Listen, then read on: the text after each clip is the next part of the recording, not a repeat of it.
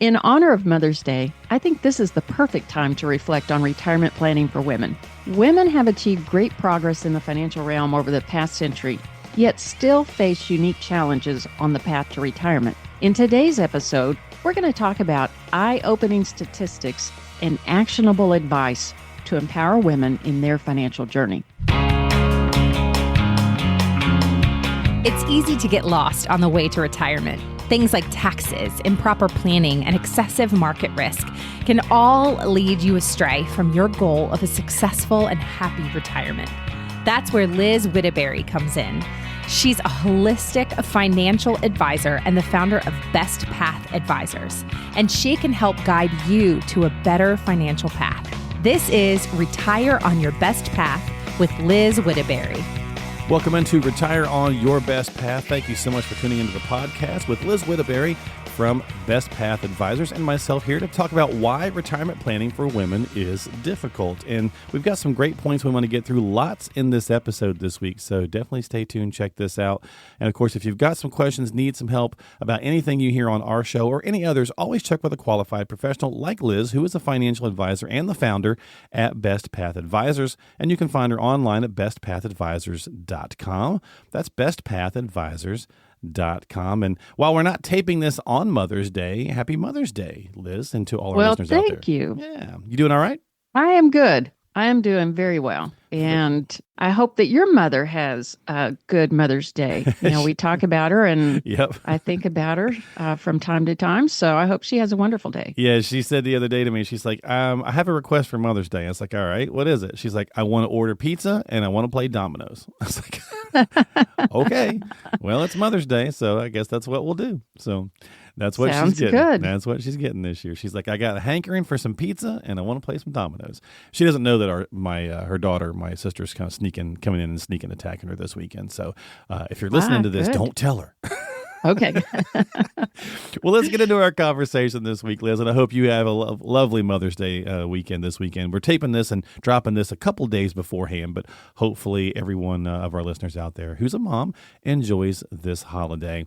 But let's talk about this, retirement planning for women still being a little difficult. To your point in the teaser, it's gotten better for sure, but let's set the scene a little bit here. There's still the gender pay gap, right? It's gotten a lot better through the years, and even though that women make up about half the workforce, there still is lower compensation that we do see out there. Yeah. And there's an interesting research done by Pew Research Center that says in 2022, which is not very long ago, Right. women earned 82 cents for every dollar earned by men. And there's a lot of factors that contribute to that. But the bottom line and the thing that I'm looking at is that the lower income can limit the ability to save. So that impacts how much they have saved for retirement. That impacts other retirement benefits that may be tied to pay. If there's a pension available, Right. it can impact Social Security amounts. And so that's the thing that I'm really looking at.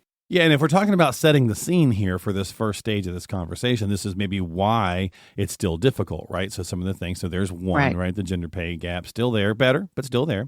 Women are more likely to face career interruptions, obviously taking time off to, have children or even care for elderly parents. My mom's 83, my sister's not, she's not working, but she is a stay-at-home grandmother, right? My sister's a stay-at-home grandmother as well, so same kind of thing. Right.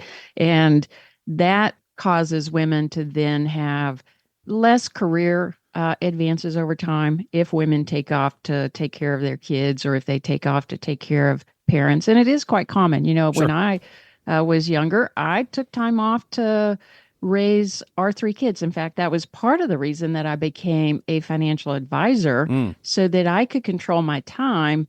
I could decide what hours I was going to work, how many hours I was going to work, how many clients I was going to serve. So I could balance that and raise our three kids, be a room parent, go to all of the basketball games and the dances and the Boy Scout stuff, everything that we did over the years. Right. I was able to balance the two.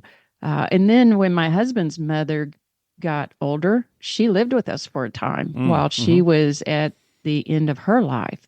And so I know it from firsthand experience how you want to do that, Sure, and, right. And you want to be able to be that person, that mother, that daughter-in-law that's there.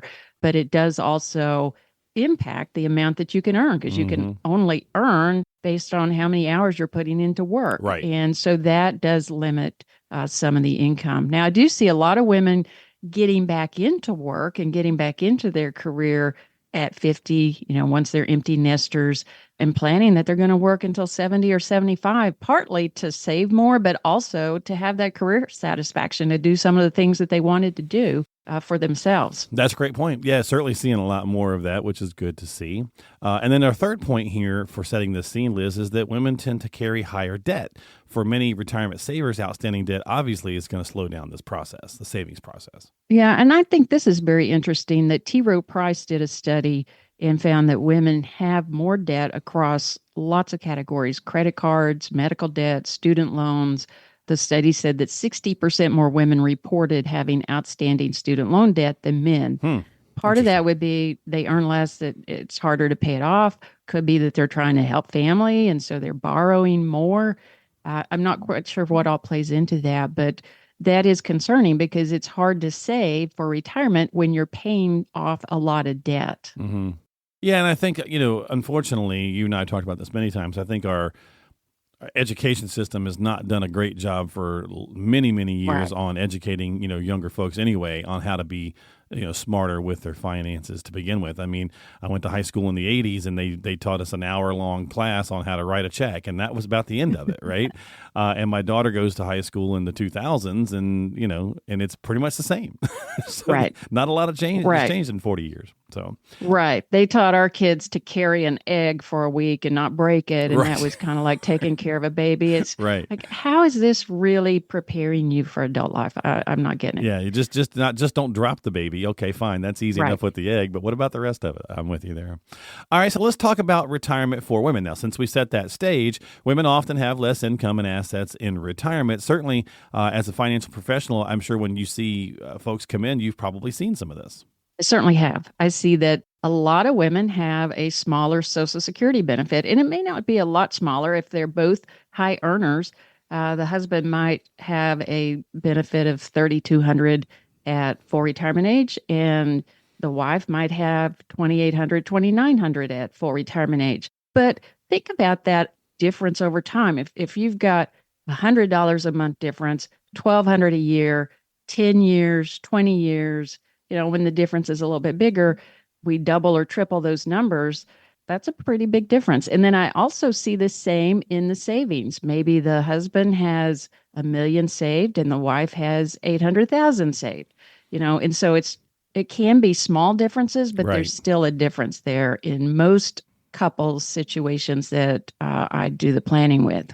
Yeah. I mean, and so all of those things obviously pile into that basic math configuration. Then you factor in the fact, Liz, that typically you ladies live longer than we do, right? Those statistics are what they are. Men tend to pass away first. So if you're going to be around longer, you're going to need to fund a longer retirement. Right. You need more retirement savings to cover all those additional years. Mm-hmm. And they say, the average is that women live 5 years longer than men. Okay. On average. Well, that's another 5 years of needing to fund the expenses, as well as keep in mind that if the wife is now a widow, then she's going to have higher taxes. There's going to be some other impacts, and she's more likely to need long-term care that she has to pay for.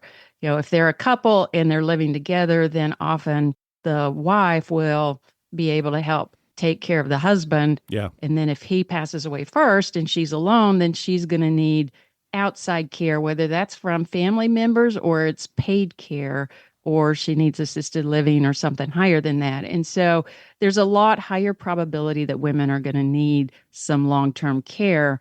And insurance companies even know that. Long-term care premiums for women are higher because there is that statistically higher probability of them needing that.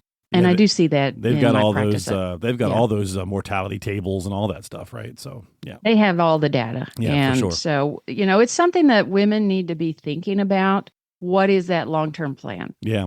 Well, speaking of data, so women also have a lack of financial confidence, according to this BMO Real Financial Progress Index. Conducted a survey and found that there's sizable gaps in how women report feeling educated on personal finance from a young age. And we just talked about that a second ago. It's not great across the board, for any Right. of us, right? But certainly women feel like they're slightly behind on this curve as well. I think from all of the other reading that I do outside of financial industry that women tend to want to have a greater level of knowledge before they feel that confidence compared to men. Okay, so they There's a kind of study want that to says, they want to know a little bit more before they may take action, where maybe guys will jump into it. right, there's like if there's a job posting, men know they're not qualified, they'll go ahead and apply. Women look at it and say, "Oh, I'm not qualified. I better get qualified, get some education, and then I'll come back and apply." And Gotcha. and that's just a statistical difference between men and women. But this survey said that only 53% of women feel that can retire. They have the confidence that they can retire at the age they want to retire at Yeah. their target age. Now, to be fair, And Liz, this it says 53% for women, but it also says 50% for men. So it's not like it's a huge disparity, right? I think we all right. feel a little bit short on the financial knowledge. Right, right. And 75% women want more access to financial literacy resources is a good point here because I do Mm, see that. yeah. When people come into my office, I have women and couples that come into my office. They tell me a little bit about their story and where they're coming from. I'll have somebody often say, I haven't been listened to. I'm not being asked my opinion. Yeah. They're only talking to my husband. They're talking over me.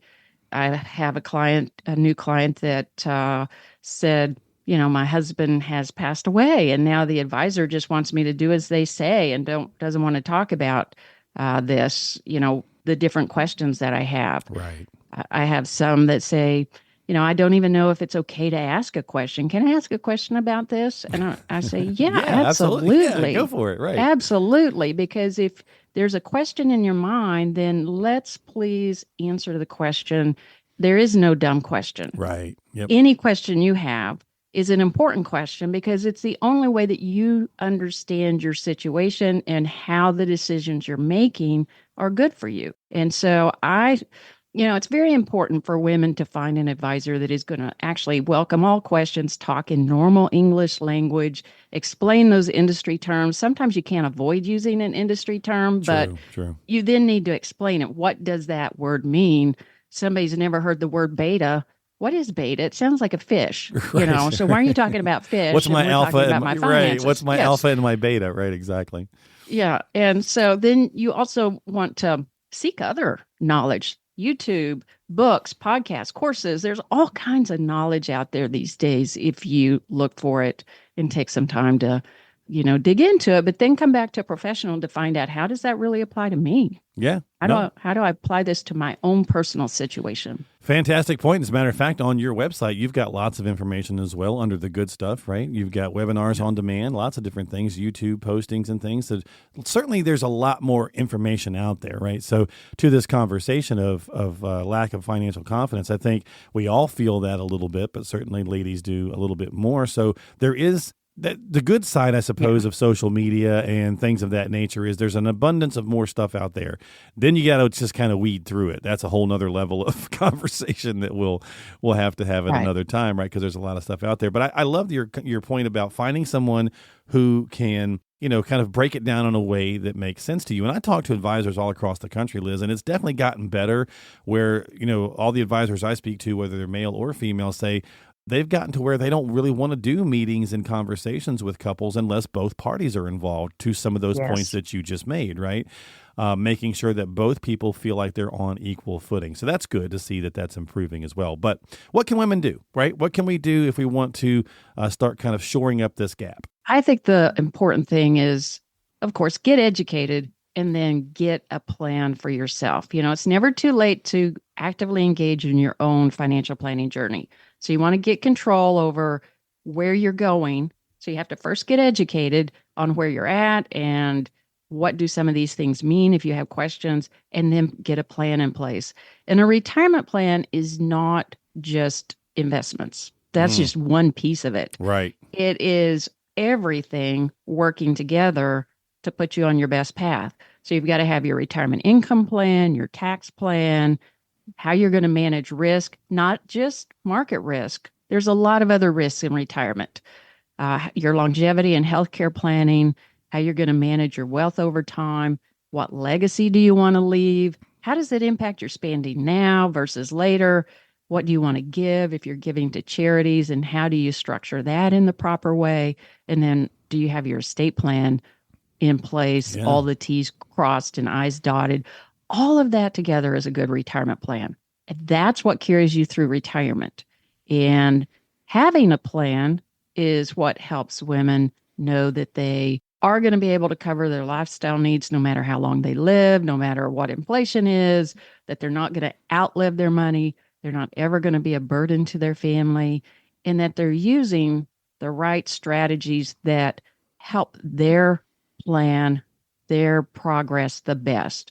And like you said, there's a lot of knowledge out there. So you can hear something that sounds good, but is that the best thing for you? And that's where you need to get some financial advice to say, yeah, that's one good idea, but this actually would be better for you where you're at, the type of assets you have, the type of taxes you're going to pay. Here's the strategy that's going to give you the best results for your retirement. Yeah, and that's what you do as a fiduciary, right? That's that fiduciary responsibility. Somebody can come in and say, hey, I've seen this, this, and this. I'm interested in that. And you can walk through that conversation and say, okay, this might be good for you and this might be not, right? And here's the reasons why. Right. And you do want to have a fiduciary advisor. I have a lot of people that are retiring and they'll have the ability to have a pension income or take a lump sum. And they ask me my opinion. And sometimes the best thing for them to do is take the pension income. It's priced very well. Right. And it's under the insured limits. And that's going to give them the most bang over their retirement years. And so you want a fiduciary that's going to look at it and give you the advice that you need for yourself, no matter how that is impacting, their own, personal situation or business situation. And so that's extremely important in order to make sure that you're on your best path. I have a client right now that's retiring this month, and they came in about 3 years ago to do a retirement plan. And we've been working each year, making changes, aligning some things with their future retirement date, talking through all of the things that they need to know, that here's the timelines, here's decisions that are going to come at you in the future. And they're now there. They're retiring this month, have some big trips planned for later in the year that they're excited about. But, what the wife told me is that she is so grateful for the time that we've spent that's given her the confidence that she can retire and she can do that without stress. She has complete peace of mind, and she's really looking forward to this next chapter and the things that they have planned, spending more time with family and, going on some trips and doing some things that they really want to do while they can. That's awesome, right? And that's the point, right? So is getting with someone, finding that professional to help you that makes sense for your situation and that you can also resonate with, right? So that you can receive the information, understand the information. Because how are you going to follow a plan, from an advisor if you don't have a good communication with them? It's not making sense to you, to your point earlier, like being able to ask those questions and make sure that it connects with you. That way you can implement it and use it, right? That's the whole point. Absolutely. That's what you want. Yep. You want to have confidence that as a woman that you've got your plan in place for the entire rest of your life. That's right. So you can do what? Retire on your best path, right? That's what it's all about. So we're going to wrap it up this week, ladies. Thank you so much. And everybody listening, hopefully there's some good stuff in there for both parties, right? It's not just a ladies episode only, but we certainly wanted to address it in honor of Mother's Day this week. And I'm sure we'll have many more conversations along the way. And as always, if you need to have those conversations, as I said earlier, please get onto the calendar with a qualified professional like Liz. Reach out to her at bestpathadvisors.com. That is bestpathadvisors.com. Lots of good tools, tips, and resources there for you to check out, and you can get yourself onto the calendar. And don't forget to subscribe to our podcast on Apple or Spotify or YouTube platforms. It's Retire on Your Best Path. You can type that into the search box, or again, just find it all at bestpathadvisors.com. Happy Mother's Day, Liz. I hope you have a lovely day. Thank you. You too. Talk to you next time. We'll see you next time right here on Retire on Your Best Path with Liz Whittaker.